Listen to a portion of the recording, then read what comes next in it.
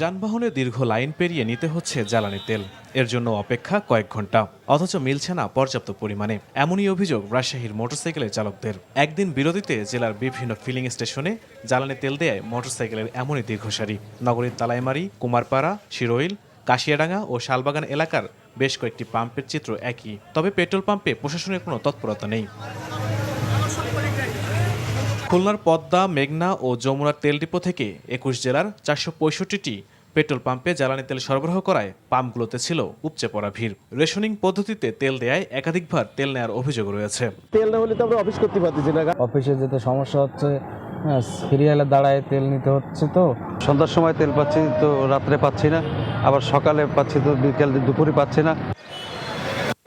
মৌলভীবাজারে জ্বালানির তেলের তীব্র সংকটে বিপাকে পড়েছেন যানবাহনের চালকেরা। বিভিন্ন পাম্পে ঘুরে আর দীর্ঘ লাইনে অপেক্ষার পর মিলছে যৎসামান্য তেল। আমাদের সেই তেলের জন্য সে কমলগঞ্জ থেকে প্রায় ২০ কিলো চালায় আসতে হয়েছে। এখন আমাদের অনিশ্চয়তার মধ্যে আমরা আছি, তেল পাবো কিনা। আমরা কর্মজীবীদের জন্য খুব বেশি কষ্ট হচ্ছে। তেল খুঁজতে খুঁজতে যতটুকু তেল ছিল ওটুকু শেষ। আমাদের চাহিদা মতো আমরা ফুয়েল পাচ্ছি না, এই হচ্ছে মূল ব্যাপার। তেল দেয় না, তেল লাগিয়েছি, পাম্পও তেল দেয় না। ডিপো থেকে আমরা পর্যাপ্ত পরিমাণ পাই না, বিক্রিও করতে পারি না। অকটেন পেট্রোল আমার এখানে নাই।